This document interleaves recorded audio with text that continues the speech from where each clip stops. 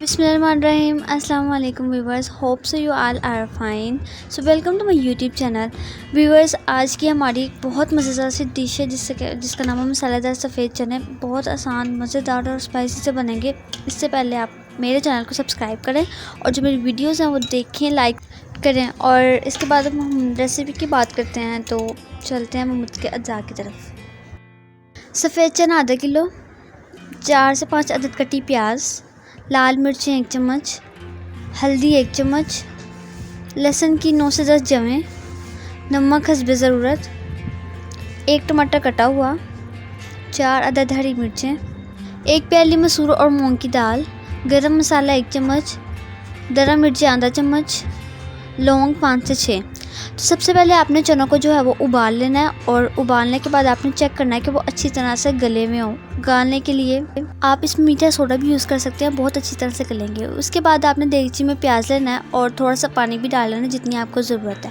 ڈالنے کے بعد آپ نے اس میں نمک ڈالنا ہے, اس کے بعد ہلدی, دین لال مرچیں, اور اس کو چولہے پر پکنے کے لیے رکھ دینا ہے.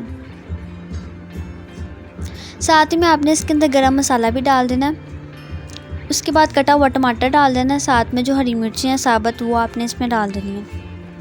اچھی طرح سے جب ہو جائے گا تو مسالہ آپ کا اس شیپ میں آ جائے گا پکنے کے بعد. تو اب اس کو آپ نے اچھی طرح سے جو ہے وہ پیس لینا ہے کہ مسالہ میں نظر نہ آئے. اس کے بعد آپ نے اس میں حسب ضرورت گھی ڈال دینا جتنی آپ کو ضرورت ہوگی. ڈالنے کے بعد آپ نے مسالے کو اچھی طرح سے بھوننا ہے اور اس کو پیسنا بھی ہے. اس کے بعد آپ نے اس میں جو دال ہے وہ ایڈ کر دینی ہے اور دال کو بھوننا ہے. ساتھ ہی میں آپ نے درا مرچیں بھی اس میں ڈال دینی ہے. اس کے بعد پانی کے تھوڑا سا ڈال کے آپ نے اس کو چولہے پر پکنے کے لیے رکھ دینا ہے, تاکہ جو دال آپ نے ڈالی ہے وہ بھی اچھی طرح سے گل جائے. گلنے کے بعد آپ نے اس میں چنے ڈال دینے ہیں, ان چنوں کو مکس کرنا ہے, چنوں کو پکنے دینا ہے. ابلے ہوئے تو وہ ہیں لیکن ہم نے اس کو پکانا بھی ہے تاکہ شوربہ جو اس کا وہ بھی اچھا سا بن جائے. اب آپ دیکھ سکتے ہیں چنے جو ہیں وہ پک رہے ہیں, اس کا مسالہ بھی اچھا سا حل ہوگا اور ساتھ میں سالن بھی مزے کا بنے گا. اسے 5 سے 10 منٹ تک یا اس سے بھی زیادہ اگر آپ کو ضرورت ہو تو ڈھکن دے کے رکھ دیں تاکہ اچھا سا سالن اندر بن جائے, چنے بھی اچھے سے گل جائیں.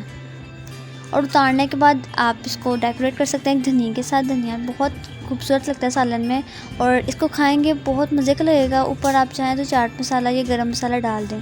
تو آپ کی ریسیپی یہاں پہ تیار ہے. امید آپ کو یہ پسند آئی ہوگی. بہت آسان اور کم وقت میں تیار ہونے والی ہے. تو thank you so much for watching.